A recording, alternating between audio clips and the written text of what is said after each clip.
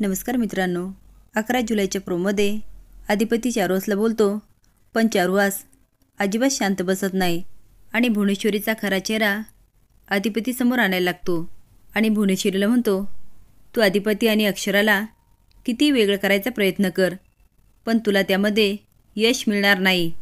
कारण ह्या दोघांची गाठ परमेश्वराने बांधली आहे. ती गाठ तोडणं आणि ह्या दोघांना वेगळं करणं तुझ्या आवाक्याच्या बाहेरचं आहे. भुवनेश्वरीला काय बोलावं तेच कळत नाही. ती अधिपतीकडे बघायला लागते. तिला अपेक्षा असते, मी अधिपतीकडे बघितल्यानंतर तो चारुहासला बोलेल. पण अधिपती मात्र चारुहासचं बोलणं शांतपणे ऐकत असतो. आता मात्र भुवनेश्वरीच्या चेहऱ्यावरचे रंगच उडतात. मोठ्या मालकांचा हा अवतार बघून दुर्गेचे तर धाबेच दणाणतात. आज मात्र चारुहासने कुणाचीही भीती न बाळगता भुवनेश्वरीच्या चेहऱ्यावरचा नकाबच उतरवलेला असतो. आता अक्षरा हळूच भुवनेश्वरीकडे बघते तर तिची बोलती बंद झालेली असते आणि या सगळ्यामुळे आजी गोंधळून जाते. तुम्हाला काय वाटतं, आता भुवनेश्वरीचं सत्य अधिपतीसमोर यायला हवं का?